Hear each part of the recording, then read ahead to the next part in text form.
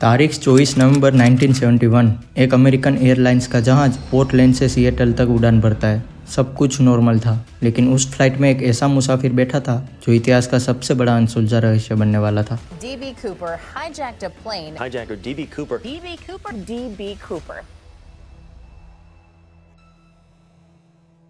तो बात है 24 नवंबर 1971 की। एक अमेरिकन एयरलाइंस का जहाज पोर्टलैंड से सिएटल के लिए उड़ान भरता है। उस प्लेन में एक शख्स बैठा था जिसने अपना नाम डैन कूपर बताया। वो किसी बिजनेसमैन जैसा दिखता था, शांत, पढ़ा लिखा। उसने एक ड्रिंक ऑर्डर किया और सिगरेट जला ली, क्योंकि उस वक्त फ्लाइट में स्मोकिंग की इजाज़त थी। टेक ऑफ के कुछ ही मिनटों बाद कूपर ने एयर होस्टेस को पास बुलाया और उसे मुस्कुराते हुए एक चिट्ठी थमा दी। एयर होस्टेस ने सोचा कि यह कोई बिजनेस कार्ड या फ़ोन नंबर होगा। यह सोचकर उसने चिट्ठी को अपने पर्स में रख लिया। कूपर उसकी तरफ झुका और धीरे से बोला, मिस, बेहतर होगा कि आप वो नोट अभी पढ़ें, मेरे पास बम है।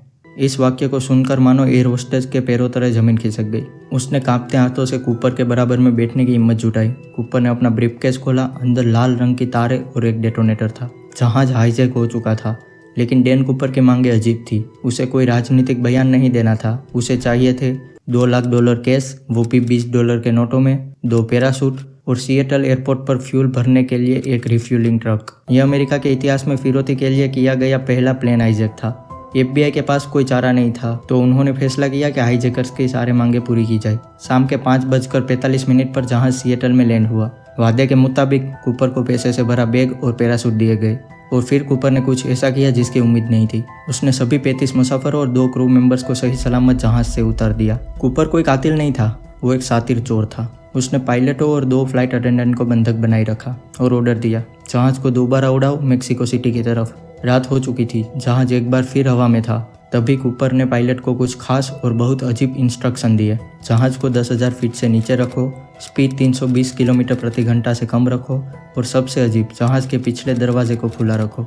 रात के करीब 8 बजे सिएटल और रेनो के बीच घने जंगल और तूफानी अंधेरे के ऊपर कूपर ने फ्लाइट अटेंडेंट टीना मकलो को कॉकपिट में जाने को कहा। जब टीना ने पलट कर देखा तो उसने कूपर को पैसों का बैग अपनी कमर से बांधते हुए देखा। इसके बाद डैन कूपर $2 लाख के साथ उस बर्फीली तूफानी रात में हवा में कहीं गायब हो गया।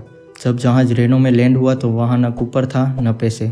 बाद में FBI ने इतिहास का सबसे बड़ा सर्च ऑपरेशन शुरू किया। उस 45 स्क्वायर किलोमीटर के घने जंगली इलाके का चप्पा चप्पा छान मारा, लेकिन उन्हें कुछ नहीं मिला। न कूपर, न उसकी लाश, न पैराशूट और न ही पैसों का बैग। FBI ने उन 10,000 नोटों के सीरियल नंबर पूरे अमेरिका में बांट दिए। उन्हें लगा कि कूपर जैसे ही पैसा खर्च करेगा वो पकड़ा जाएगा, लेकिन हैरत अंगेज तौर पर उस सीरियल नंबर का एक भी नोट कभी भी कहीं भी इस्तेमाल नहीं हुआ। 9 साल बीत गए। सब कूपर को भूलने लगे थे कि तभी 1980 में एक 8 साल का बच्चा वॉशिंगटन की टीना बार नदी के किनारे खेल रहा था। उसे रेत में दबे $5,800 मिले। जब FBI ने जांच की तो उसके होश उड़ गए। ये वही नोट थे, उसके सीरियल नंबर भी मैच हो गए। लेकिन इस खोज ने केस को सुलझाने के बजाय और उलझा दिया। यह पैसे कूपर के कूदने की जगह से 27 किलोमीटर दूर मिले थे, और सबसे बड़ी पहेली यह थी कि ये पैसे नदी के बहाव की उल्टी दिशा में मिले थे। और तो और ये पैसे रेत की उस परत के नीचे मिले थे जो हाईजैकिंग के 3 साल बाद वहाँ डाली गई थी। क्या कूपर उस छलांग में बच पाया? क्या वो बाद में खुद ये पैसे यहाँ दफनाने आया था, या ये उसके किसी साथी का काम था? 50 साल से ज़्यादा हो चुके हैं। FBI के पास आज भी इन सवालों का कोई जवाब नहीं है। डैन कूपर अमेरिकी इतिहास का वो अकेला हाईजैकर है जो कभी पकड़ा नहीं गया। वो बस हवा में गायब हो गया। तो आज की वीडियो में इतना ही। मिलते कोई अच्छी शानदार वीडियो में। तब तक के लिए जय हिंद, वंदे मातरम।